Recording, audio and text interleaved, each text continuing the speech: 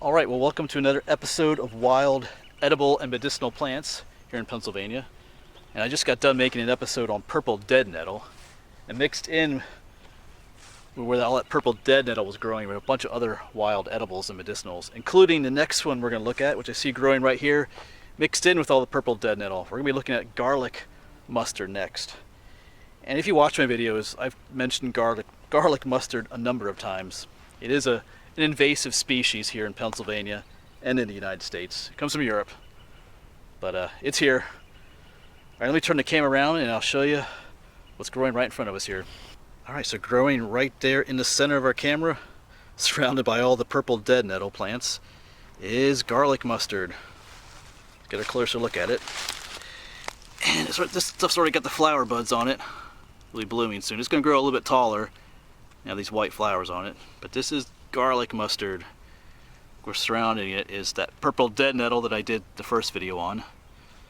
So I'm gonna take some samples of this and we're gonna go find a seat, talk about some of the edible and medicinal properties of garlic mustard.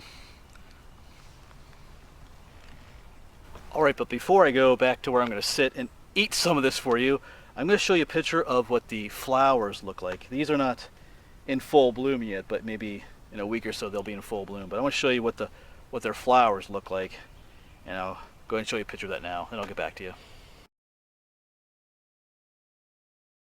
So I have a nice comfy little place to sit. I actually sat here for the episode I did on the purple dead nettle, so I'm still surrounded by that.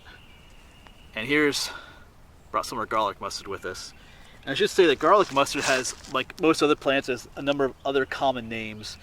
It goes by garlic root, hedge garlic, and a whole slew of other names. Most of those common names come from its native place over in Europe, where it's been used for thousands and thousands of years as an edible, mainly a spice for foods and stuff.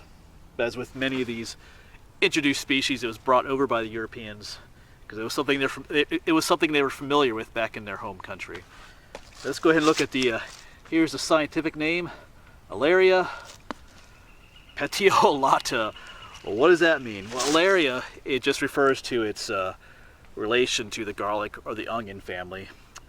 Onions are they're in the alum family, and Alaria is just a kind of a twist on that name. Petiolata if you're familiar with botany, a petiole, like on a leaf. Oh, I don't have a leaf here. Well, yeah, here we go. We use our garlic mustard here. For a leaf, this is the blade, and the little stem that comes off it is called the petiole.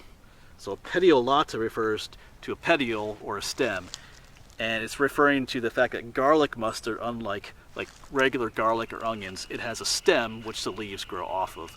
Onions like that don't have stems. The leaves just come right out of the ground. So that's what the scientific name means.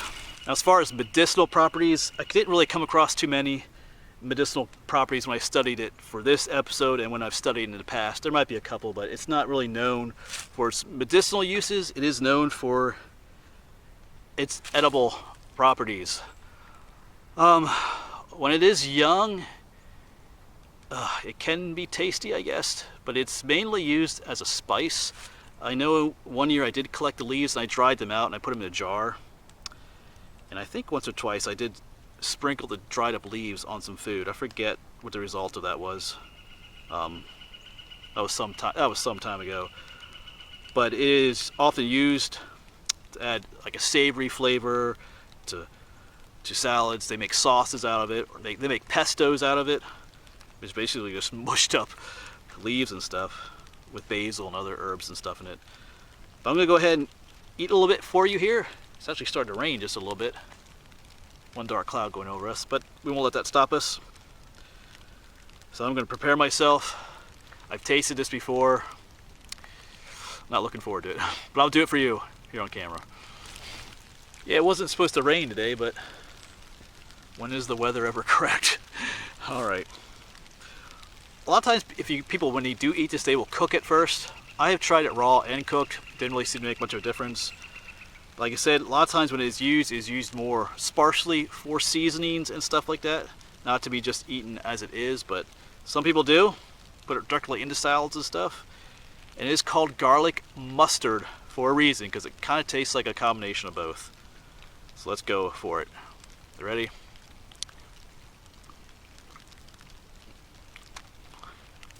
Doesn't taste too bad off the start, but then it gets pretty strong. Whoa. Yeah. You imagine imagine a taste where you take strong garlic and strong mustard, mix it together. That's what you get. Of course, it does kind of taper off the taste at the end there. Kind of starts out good, then it goes ooh bad, and it kind of, yeah, because at the end there, it doesn't taste terribly bad. But unless you're into that kind of stuff, I wouldn't eat it. It's not meant for just like a main dish, but like as a little something that, like if you did make a salad, I wouldn't make a salad entirely of these leaves, but you could add a couple of these leaves to a more bland salad to add just a little bit of zip to it. That would work. And of course, knowing that I was going to be eating stuff like this, I did bring one of my favorite snacks, some black licorice. Get that garlic mustard taste out of my mouth. Anyway, this was a gift from somebody, which I'll talk about in a future video probably. Or maybe you've seen that video, I don't know. We'll see. Alright, I'm going to show the plant to you one more time, and then we'll say goodbye. And as we're walking along, you kind of see, it kind of grows in these little clumps. There's a little bit just right there. There's more right there.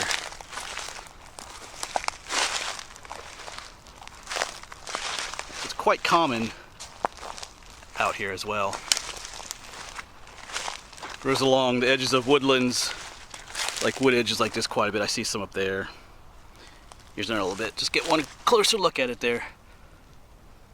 Garlic mustard. And like the flower stems will grow a little bit taller yet. So that's just a brief look at garlic mustard. And if you ever do try to eat it yourself or use any plant medicinally, make sure you are 100% sure about the identification. You know, when in doubt, throw it out. That is the best phrase to use. And don't just take my words for it. As a disclaimer, you know, do your own research. Make sure that what you are using is what you know it should be, and it would keep you from sending yourself to hospital or someone else, or even worse. All right, so just keep that in mind if you do try wild edibles and medicinals. All right. It's a beautiful day, so I'm going to keep looking for some more plants to do some videos on. I am looking for some wild garlic or some dandelions, maybe some wintercress as well. So I will see you in another video.